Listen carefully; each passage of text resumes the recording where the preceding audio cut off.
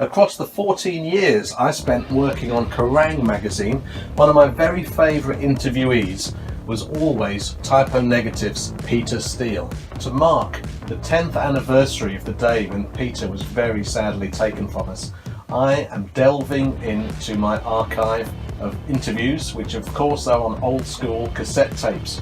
Up until today, I was the only person who's heard this interview tape, and I've got some great photos of Peter from Kerrang! Veteran photographer Paul Harries to illustrate it.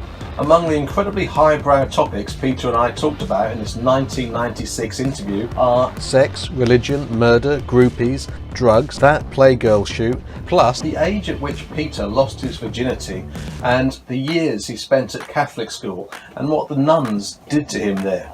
Let's spin this tape.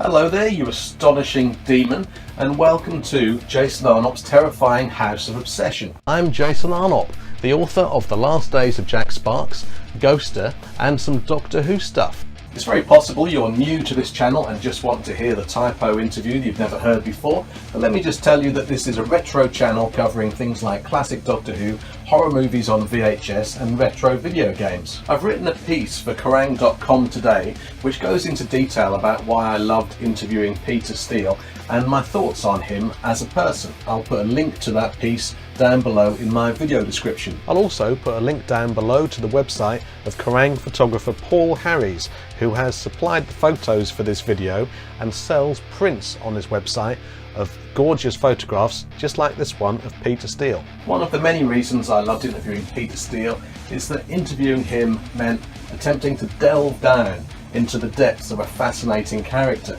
full of contradictions, humour, intellect, anger, all kinds of things. He was such an interesting guy. I mean, apart from anything else, Peter Steele was a 6'6" New York City park worker who ended up selling 1 million copies of Typo Negative's Bloody Kisses album, which was a darkly gothic and romantic metal delight. The interview you're about to hear took place at Brooklyn's System 2 recording studio, where Typo Negative were in the middle of recording their third album, October Rust. Let's go back through time and listen to the baritone voice of Peter Steele talking about his life and hopefully having a bit of a laugh.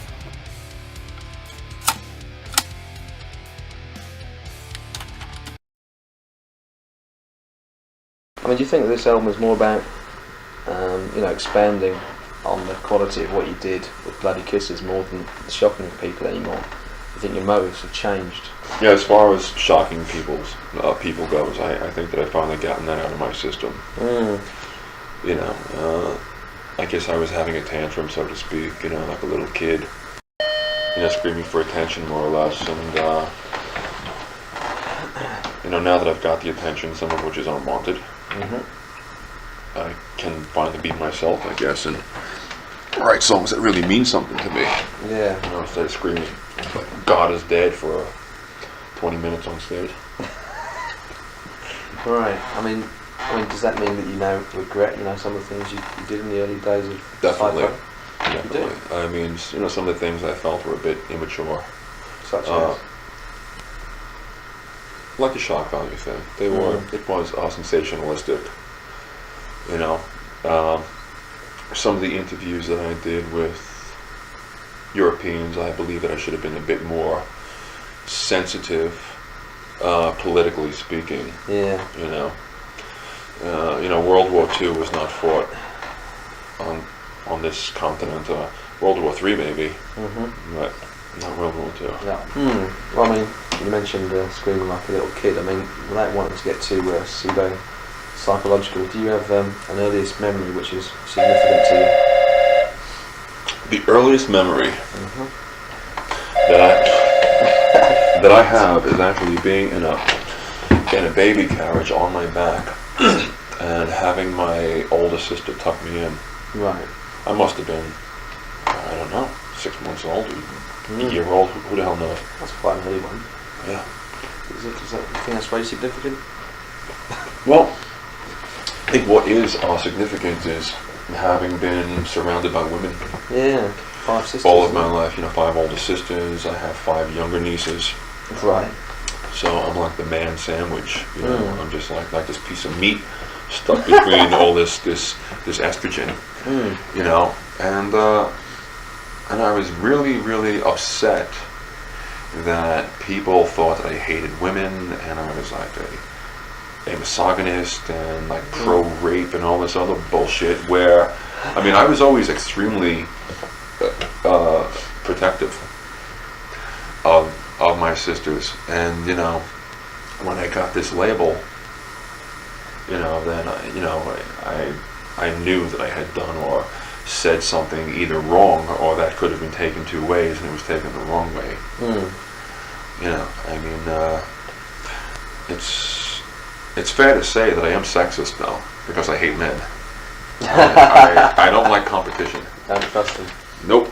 As far as you can throw them. I mean, any creature born with testicles is basically like a born liar. Right. And I've got 3 testicles, so I don't know what that makes me.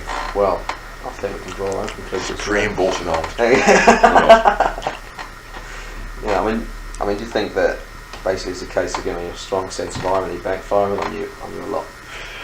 Well, I mean, I think what had happened for the press was it actually backfired on them. I mean, after like a lot of bad publicity, you know, there were certain people that wanted to know what this band Typo Negative was about, and you know, who's this guy Peter Steele, you know, and like what is he saying? And they would go, you know, pick up the magazine, and then they'd go out and buy the CD. So that just taught me that negative press is better than none at all. Yeah.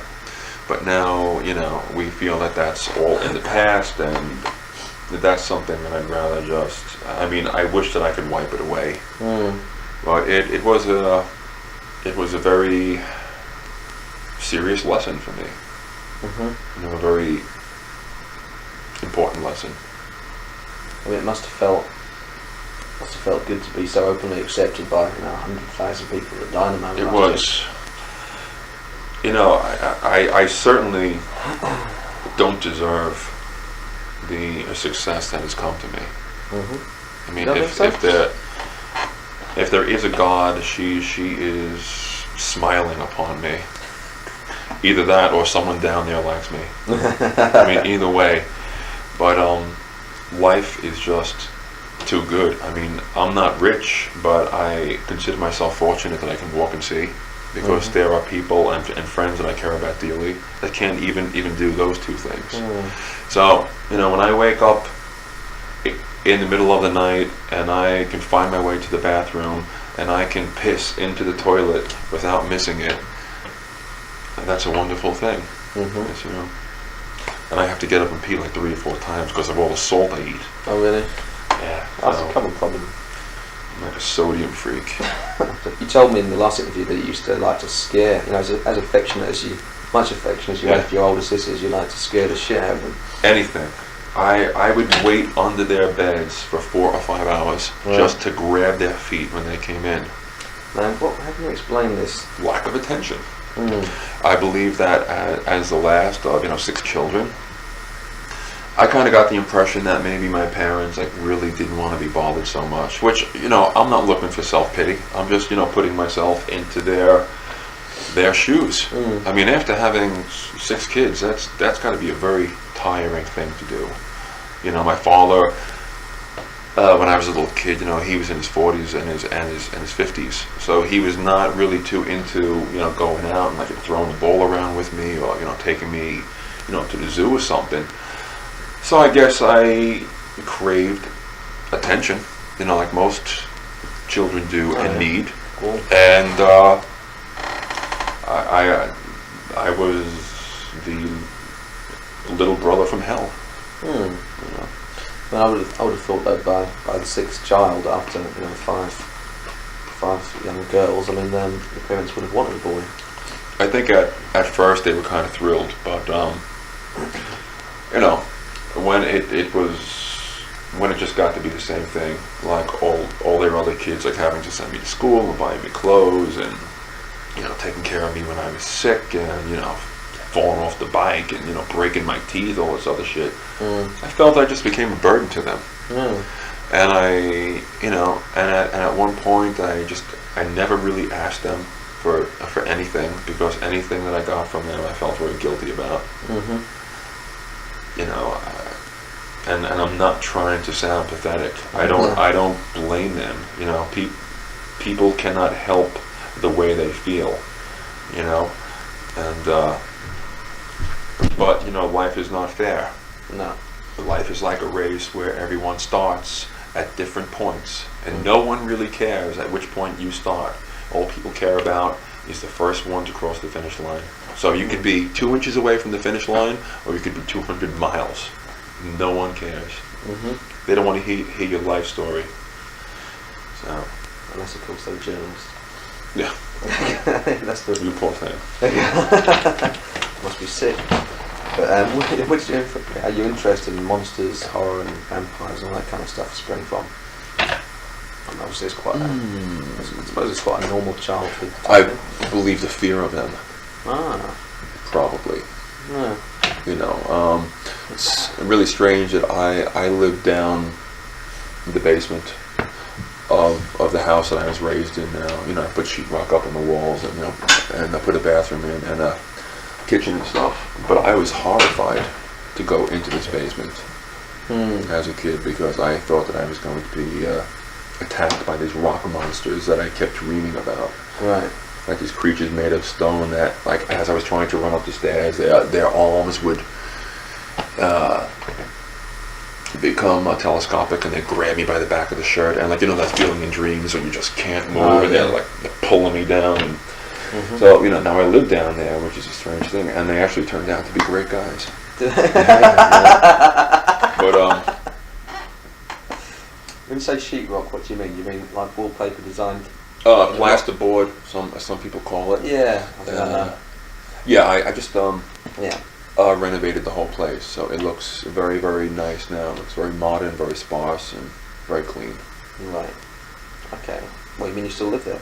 Yes, I do. Oh, I see. Right. There was no reason to leave at this point. I mean, I would like to leave it someday, but I have got too many responsibilities here still, you know, to my family and my friends, and if I left, you know, I'd have to find somebody to watch my apartment, you know, while I was gone. It's just not worth the hassle right now.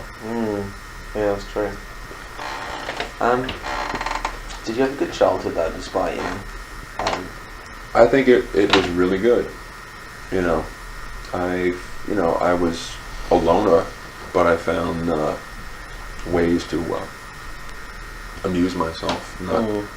Not masturbatory ways either. Oh, no. I mean, you know, I was into monsters and stuff, and I was always into, like, fixing my bicycle, and, like, you know, making, like you know, adding pieces to it, and fixing it myself and stuff. So I was, you know, kind of happy being alone, and I've gotten very used to that. Right. So you wouldn't want it any other way. At this point, no. I mean, I certainly want to wind up, you know, with a very special woman. But at this point right now, it's just I don't have time to spend on a relationship. You know. Right. And when did you first discover girls? Early? About, I guess, when I was about 13 or 14. Right. You know, I was not one of these little kids, or, like, you know, one of these little boys that actually hated girls. I always actually liked girls. Well, I as mean, you said, you're surrounded by them. So. And I mean, I did, like, you know, want to touch them, not in a sexual way, but I wanted to examine them, almost from like a cold scientific, you know, point of view. Yeah. But it was also like a very sensual thing to me, like how soft their skin was, and, you know, running my fingers, you know, through their hair and stuff. But you know, now I get to do that with older women, so that need has been satiated. Right. I see. So you still examine them in the same way. There's nothing sexual there at all. There was some minor sexual activity involved. Okay. So, if you don't mind me asking, when did your virginity go west? I was actually, I think, pretty old. I was about almost 19 years old. And, but I believe that I've made up for lost time. Absolutely. That's the main thing. Did religion play much of a part in your upbringing? Yes. My father was a Russian Orthodox Catholic. Right. And my mother was a Roman Catholic. And so I got like a double whammy from both sides. You know, my father was not that religious, but my mother was always with the rosary beads and, you know, the prayers and all this and that, and they of course attempted to indoctrinate me. I was sent to a Catholic school for 8 years, where I got a really, really good education. Yeah. You know, not because I was taught by Catholics, but you know, because this was how they made their money.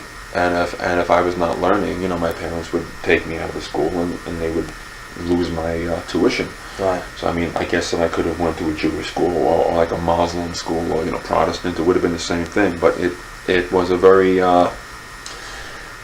what is the word I'm looking for? Condensed type of education. Very intensive. You know, there weren't too many children in the class, and the nuns were quite fierce. I mean, I'm actually kind of surprised that I'm not mentally scarred from them. You're not? No, I'm not. I mean, you know, when they used to pull me by the hair or, you know, do what nuns do, I would just laugh, and that would make them really, really mad, and they would just, you know, pull my hair harder, and I just not, and no matter what they did, I would not stop laughing. Until they called my parents up, and they told my parents that I had emotional problems because I would not stop laughing, and my parents said, "We know." Did you continue that approach with Brooklyn muggers in later life? Fortunately, I've never been mugged. I know almost everyone I know has been mugged. Really? You know. Now the new trick with muggers here in the city is that, you know, 2 or 3 guys will walk up to a couple and they will put a gun to the girl's head and they will say to the guy, "Give me all your money." I mean, if somebody put a gun to my head, 50-50, you know, maybe I'd say fuck you, maybe I would give them the money. But if they put a gun to my girlfriend's head, I say, "Here, take the shirt off my back. Take the wallet, you know, do what you have to do." So it's like, that's sickening. It's like terrorism. You know, is Brooklyn really, you know, an incredibly hard place that it's portrayed as? I mean, is it all true?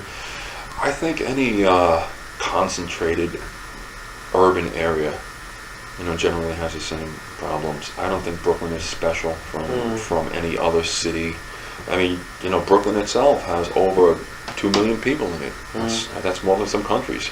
Yeah. So, you know, people wonder why, you know, so many bands come out of Brooklyn. Why? You know, because the law of averages. You have, you know, 2 million people. Yeah. Sure, you're going to get, you know, maybe 5 or 6 bands a year coming out of this little place. Yeah. I suppose it is thought of as a small place. But it's like anything else. I mean, if you go looking for trouble, you will find it. You know, if you act tough and cocky and confident, even though you may not be, chances are people will avoid you. Obviously, you're blessed with a certain advantage, aren't you, really? Well, you know, being tall and I guess, you know, I might, you know, appear to be in shape to these people. Maybe they just don't want to waste their time.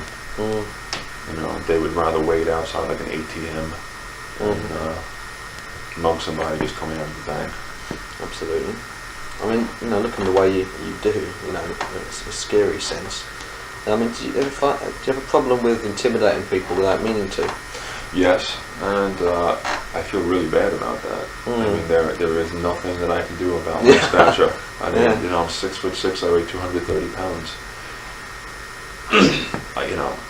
I can't help it, and it's a strange thing that most of the physical problems that I have with people are from really small guys who are out to prove something. Yeah.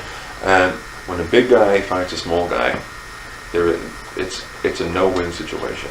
Because if I kick the shit out of him, I look like a bully. If God forbid he kicks the shit out of me, well, I would think I'd have to do something about raising my testosterone level. Can you handle yourself in a fight? Most of the fights that I've had usually turned into wrestling matches, type of things. Whereas, somebody would hit me, and I would just grab them and I would maul them. My thing is to get people on the ground and bash their head against the pavement. That usually, I see. I'm not one to have a boxing match in the street with somebody. If I'm going to fight somebody, I want them dead. Right. And until somebody pulls me off, I will bash their head against the sidewalk until their brains come out of their eye sockets. That is quite severe, isn't it? Yeah, it is. But usually if I get into a situation like that, this person deserves it. Has that happened often? Almost never. So have you seen someone's brains come out of their eye sockets before? Not yet, but there's still time. Oh yeah, there's plenty of time for that. I am definitely capable of it. I don't think that I would have any problem with actually murdering somebody. If I knew that I could get away with it, there are people that I would like to kill with my bare hands. Right. I don't want to stab somebody or shoot them. That's too easy. I want these people to actually feel my anger. But the thing is, when I fight somebody, if they get scared or if they stop fighting, I cannot touch them after that because I feel sorry for them. Yeah. I feel like I'm hitting a puppy with a newspaper. This thing is cowering. I can't hurt anybody if they're cowering. It's somebody stands up to me and they want to do this one-to-one thing. I have no problem with that. I've won fights, I've lost fights, but I don't run away from them. I would have thought that more often than not you'd be more likely to crush someone with your intellect than your fists. Generally, I don't fight anyone unless they touch me or they touch somebody I'm with. People can say stuff and maybe I'll let it go because as the law stands, if you have a problem with someone, you cannot have a physical confrontation with them or else you go to jail. No one's worth going to jail for. No. I've got too many things I have to do. But if someone puts their hands on me, that's it. I have to forgive my possible ignorance here, but was Carnival the only band you were in before Hypernegative? Actually, before Carnival, Josh and I were in a band. Josh is a keyboard player for Hypernegative. Yeah. Called Fallout. This is years and years ago where this band formed when we were 13 or 14 years old and lasted till we were about 18. I see. So you know Josh from high school or something? Yeah. Well, actually, Josh lives on my block. Right. And the rest of the guys live 5 minutes away. And we've all known each other for years. I see. Childhood friends, even before. Oh, what, even John? John. Oh, I see. Right. He's the most recent addition to the band, isn't he? Been in the band about 2 years now. Yeah. Okay. Yeah, we got a bit sidetracked really on the mugger theme. Yeah. But I'm trying to make it sort of slightly chronological. But yes, I'm in Catholic school. Would it be true to say that when you came out of school, you kind of threw all your frustrations into those bands? I think I actually hated myself because of the way that people around me made me feel about myself. I believe that I come from a very dysfunctional family, and whereas I thought that my family was the norm, and since I was not like them, well, there must be something wrong with me. Right. But then when I finally got out into the world and I started working, I had to take another look. I'm like, there is something wrong here. It's like I'm not fucked up. Right. They're fucked up. Really? Oh. You know, and I had to re-evaluate every facet of my life. At what age are we talking here? Probably about 10 years ago, I really started to think about things. How old are you now? If you don't mind me asking? 34. Jesus. So you spent, So I was wrapped up in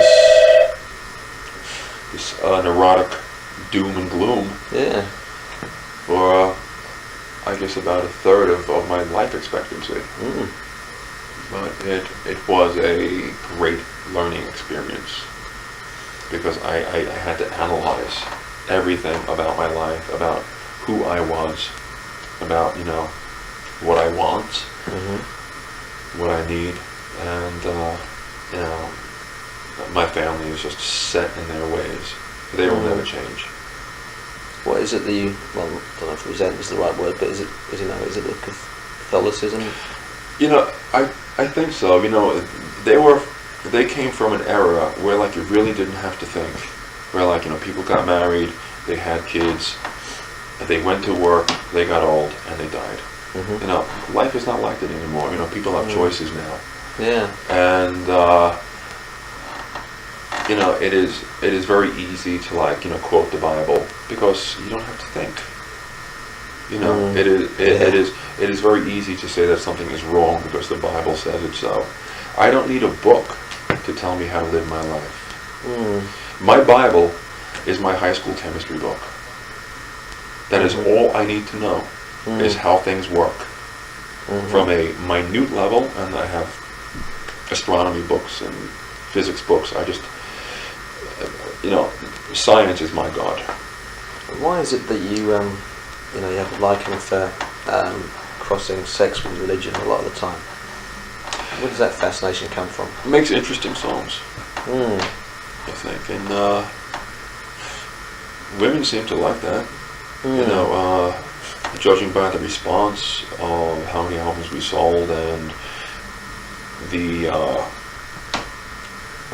proportion of the female gender at our shows, there were times there was 80% women, and I thought that these people showed up because they thought some other band was playing. And it's a very strange thing to grow up feeling disgusting, feeling like 230 pounds of mucus in a hefty bag, to all of a sudden having girls taking their clothes off and throwing them at you. It's just really strange. It's really strange. Do you have a problem with groupies? I have no problem with them, but I do like to like the people that I'm with physically, and generally spending 3 hours on the back of a bus with somebody, you really don't get to know them well emotionally, maybe physically, but that's really about it, But I always try to be safe, and I always try to be careful. I don't want to give anything, I don't want to get anything, and I don't want some woman knocking on my door in 5 years with some little boy who runs to me and grabs onto my leg and says, "Daddy." So it's Indeed. this is the lawsuit age. I talk to Phil from Pantera quite a bit. And everybody's just on him left and right.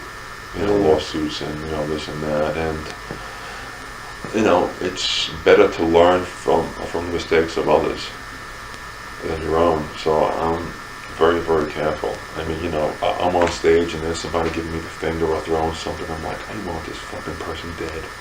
But I know that if I break this person's face, I'll get sued. These people think that I'm rich. They all think that I have a mansion and 5 cars and all this other shit. Yeah. You should see my car.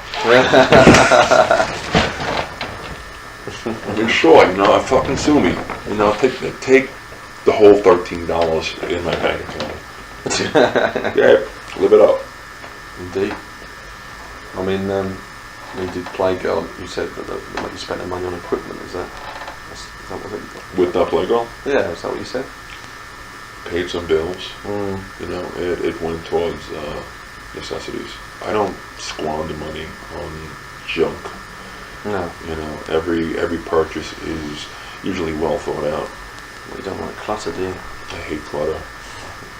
I mean, I find it quite interesting, you know, to discuss your reasons for doing the Playgirl thing. Because, I mean, last time I think I first asked you about it, you said you did it purely for the money.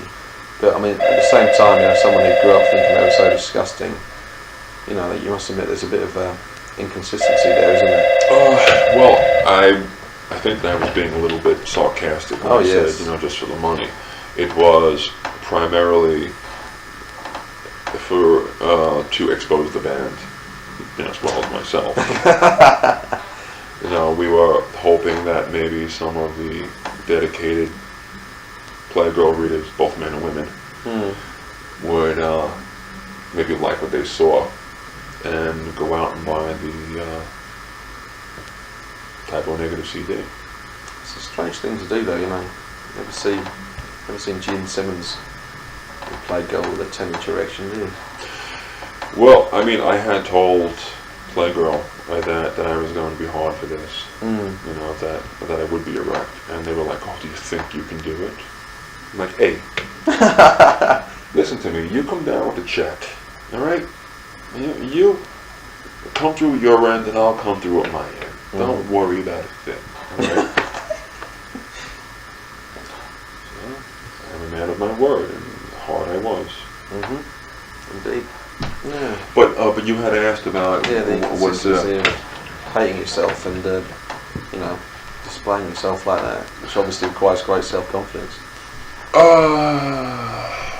Self-confidence, or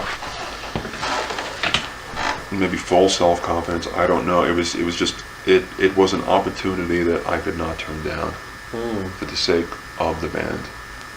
You know, just like the mere fact that on like a portfolio or a press a release former Playgirl centerfold, you know, goes a long way. You know, makes people very curious, and that's why I did it. I mean, I certainly don't think that I should have been the centerfold. I mean, maybe in like National Geographic, okay, but Playgirl.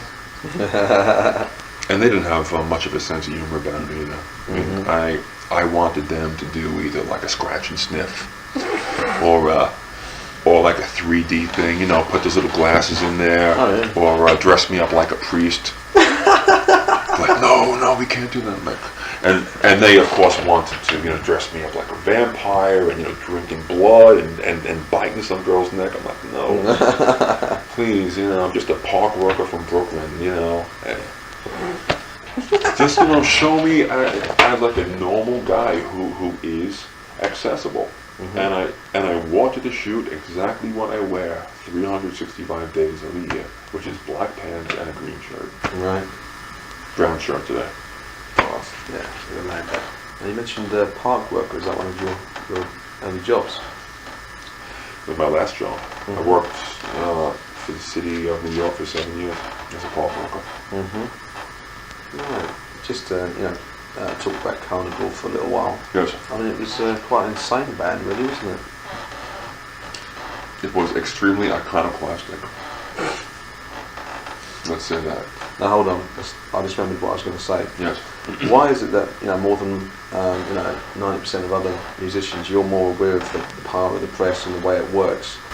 Maybe because I can read.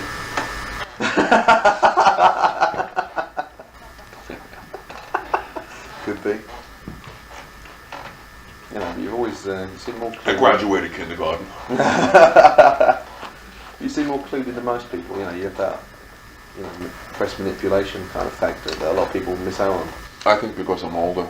I'm 34. There's like a lot of guys, a lot of bands, 17, 19, 20 years old. I mean, when I was that age, I mean, not that I'm saying that these bands are how I'm about to describe myself, but I was quite ignorant and sheltered and disillusioned.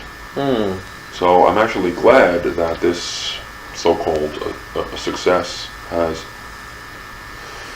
come to me now. Because I think that if this had happened when I was in carnivore or something like that, I would have gone berserk with it. Yeah. Berserk. I was a totally different person back then. Back then I was very insecure, and I needed to prove to myself and to the world that I was a man and I was a tough guy, and I would have just gotten into a lot of trouble. Did you belong to any, when you were 17 or 18, what kind of musical tribe did you belong to? The Headbangers. Right. Black Sabbath, Deep Purple, Judas Priest, AC/DC, and right about that time I started to get bored with it, and that's when I ventured into Manhattan, and I was going to CBGBs and some of the hardcore clubs and hanging out with bands like Cro-Mags and Agnostic Front and Murphy's Law, and meeting skinheads and punk rockers and goth people, and that's when I started to wake up, to see that people can be different, and it's not a bad thing, because you can learn something from everyone if you have an open mind. Well, exactly. I mean, that whole melting pot you just described, sums up. Yeah. That explains exactly why you sound like you do now. Yeah, and this was at the time too when these groups were very cliquey. These people really didn't hang out with each other. But they were in the same club. But but they went to the same club, and there were some incidents, But I had friends from Brooklyn that were part of various groups. So I was seen, talking to skinheads, and I was seen talking to the punks. So no one really had a problem with me, and I had no problem with anybody else.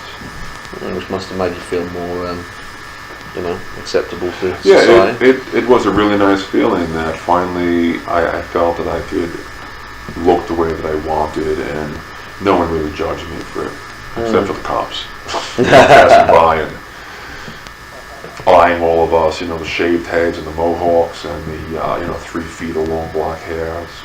You talking about yourself there? Must have been quite a sight, yeah.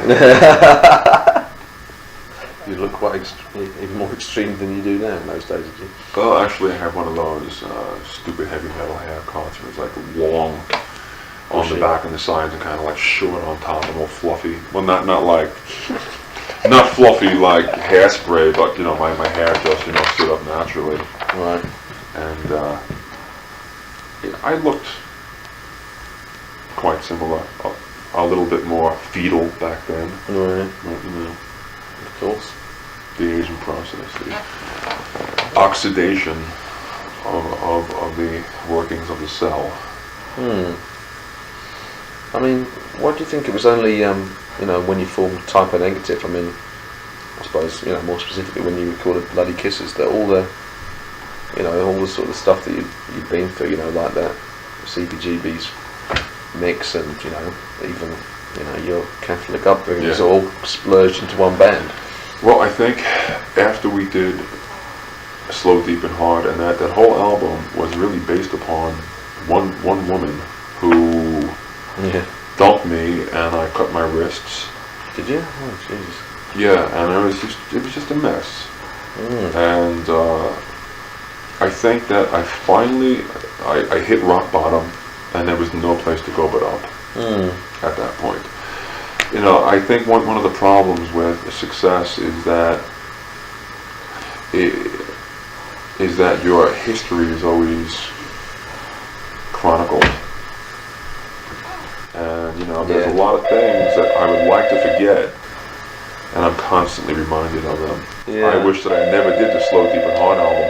The only good thing, or thing that I'm grateful about, is that there are people that come up to me that say that they went through the same thing, both men and women, Oh God, yeah. who said that it helped them through those times. And that, hey, misery loves company. And, company has just come knocking. So, that's nice, But, whenever I put it on, it's like, oh man, it's like looking at photographs of yourself, when you're like really, just like, didn't want to look the way you wanted to, and I would listen to the CD back, and I'd say, oh, I can't believe this was me. I was screaming my head off, like I had cut my chest open, and all of my organs were hanging out, and I was like stepping on them as I'm playing my bass. And I'm like, oh man, what was I thinking? I don't know. But then again, 5 years from now, I could be saying the same thing. Exactly. Who knows? But I think that I finally found myself, and I think I know who I am. At least the government knows who I am, especially around tax time. That's always something to look forward to. Yeah, might as well fucking slice my wrists again come April 15th. No, I wouldn't advise that. Is is type O negative your blood group then? Is that A positive, which, as I understand, is the most common Northern European blood group. right? Okay. So are you half Italian or what? Half Russian, half Icelandic. Oh right. Okay, I didn't realise that. I'm kind of a Nordo-Slav. All right. Okay. Do you think that your sense of humour prevents you from becoming a self-parody, whether you like him or not, Glenn Danzig? Well, yeah, we're the first to say that we're assholes. Once you say that, nobody can call you one, because, hey, I beat you to it. I know I'm an asshole, but at least I have money in the bank. Yeah. What do you have to show? So, we're actually just a type O negative cover band. That's all we are. What we record doesn't necessarily mean it's going to happen on stage. No. Maybe by the law of averages, maybe once every 1 out of 100 shows we'll play a song correctly. Right. But otherwise it's just a big dark farce. It's really it's just like making fun of ourselves. Which is a great thing, because we can step away and we can laugh. I know that I'm ethnocentric. I know how I must look to other ethnic groups, and to even people within my own ethnic group that are not part of this rock and roll world. I must seem like a comic book character or something, or I'm sure. something not real. Some bloke who thinks he's a vampire. Right. Nothing could be further from the truth, though. No. We'll get into the album in full, but your lyricism is, fantastic in the, in the tongue-in-cheek type of way. Yeah. Well, thanks for acknowledging that. I did intend to put some humor and some sarcasm in there. And it's often overlooked, especially by people that don't have a real working knowledge of English. A sarcasm, it doesn't go too well with Germans or French, who take everything very literally. Sarcasm doesn't come across too well on paper either. No, it doesn't. I think maybe we should have an irony buzzer in this feature. We just put the word buzz in brackets after an ironic statement. I'll talk to the band about working against the album. That's an idea. Whenever you hear this bell, there's a sarcastic remark. Yeah, you could do a remix of a couple of songs with it in. Yep. Drugs. What do you think of drugs? I wonder. Well, toxicity is simply a matter of quantity. Right. Even water can be toxic if you drink too much of it. You can die from oxygen poisoning. If you spend too much time in the sun, you can come down with skin cancer. I think that human beings in this, in like any day and age, I would say, actually need drugs, because we seem to be the only form of life that realize our mortality. Which is why we're the only creature that laughs as well, because we know we're going to die, and so we're trying to forget. That's a good point. So I mean, I consider alcohol a drug. Just because something is drank and not injected or inhaled, doesn't mean it's not a drug. It certainly is a drug. I mean, I don't smoke pot. I have done coke, but I don't do coke now. I've never done heroin. But I think that if people control, themselves with these activities, and they don't hurt anybody else while they're under the influence, who cares? Indeed. Who cares? I mean, the government allows the sale of cigarettes, which kills hundreds of thousands of people yearly. And I mean, if these things came out today, I think the government, would just laugh. What, are you kidding? Yeah. You're fucking out of your mind. Get the fuck out of here. But the tobacco lobby is, very strong, and there's a lot of jobs to be lost. And the taxes, of course. So I think that drugs and prostitution should be legalized, and they should be regulated by the government. Right. Well, that's fair enough. When you like a bottle of wine every night, seemingly, don't you, when you're on stage? At the Dynamo, I had 4 bottles. Did you? So very, very nervous. That's good going. Very nervous. Were you? I don't remember anything, but God. I think it was a good show. I did not fall down. No. At least not on stage. Got all the words wrong though, but doesn't matter. No one seems to I care. always get the words wrong. You just have to rhyme the last word. No, die. Let's die. Nah, that's cool. People just get into the music, they didn't care about that. Yeah. But, you were born in Brooklyn, weren't you?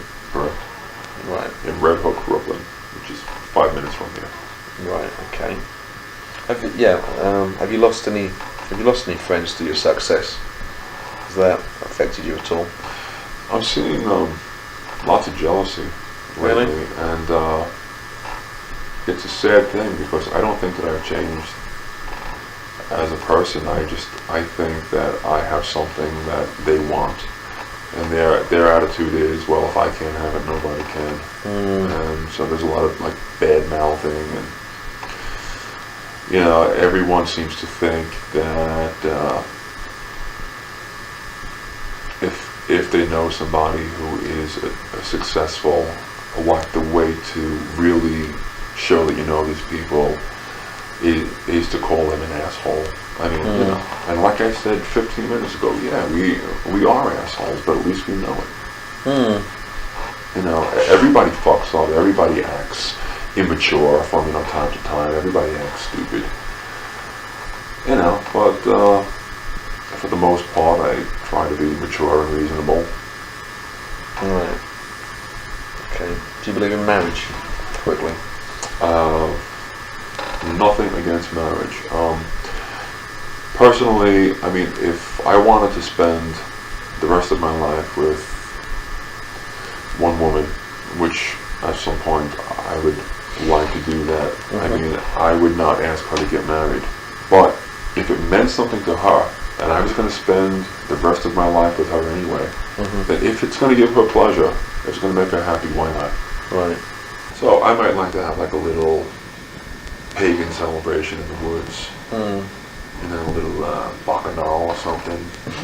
Put some goat horns on and chase people around the woods. Yeah, that'd be quite Not nice. chasing my fat ant. I'll trip over a log. Ooh! My ankle! Well, that's what I mean about being immature. Indeed, there's nothing wrong with that. But yeah, I'm thinking like, have like a little buffet, some wine, string quartet, harp player, a couple of clowns, Vamps, chainsaw jugglers. jugglers. There you go. Oh, yeah. This is quite bad because I keep thinking of other things I want to ask you about. Your friendship with Phil Anselmo, is this quite a recent thing since the tour? Yes. Do you think that you identify with each other largely because you've both been misunderstood and demonised by the press? I think it's a personal thing. He's just a great person. Yes, I mean, we do have a lot in common, but I have a lot of respect for him because he's not a rock star. He treats everyone as equals. I know that he's got a bad reputation here and there, but it is completely unfounded. Yeah. I do not see that. I think that he just opened his big mouth at the wrong time, and somebody was there to hear what he had to say. I mean, he's a human being, and like I said about success, you're always on stage. You always have to play the part. Yeah. I mean, like the one time you say something about somebody, there's a reporter with the microphone, and you're like, oh my God, I can't believe this. Yeah. Yeah, that must be quite horrible, really. Like one time I had a date in my house, and I was just about to go and use the bathroom. I had to piss really bad. Because I'm sitting on the couch with this girl, and we're drinking and talking, and she's like, I'll be right back. And she walks into the bathroom.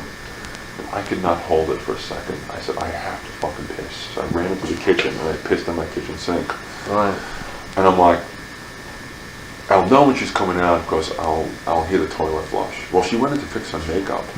And so she came out with me, like, emptying the contents of my bladder all over my dirty dishes. I'm like, this takes tomato sauce off the pans. This is why I'm doing this.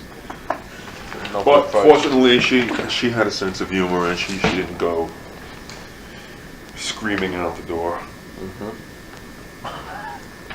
Not until I tried to serve her breakfast with the same dishes.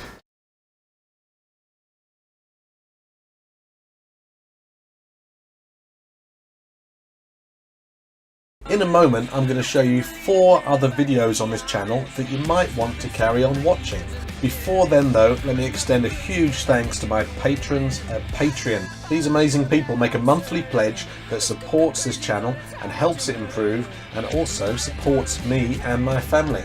Thanks so much for watching. Don't forget to like and subscribe, and I'll see you down in comments.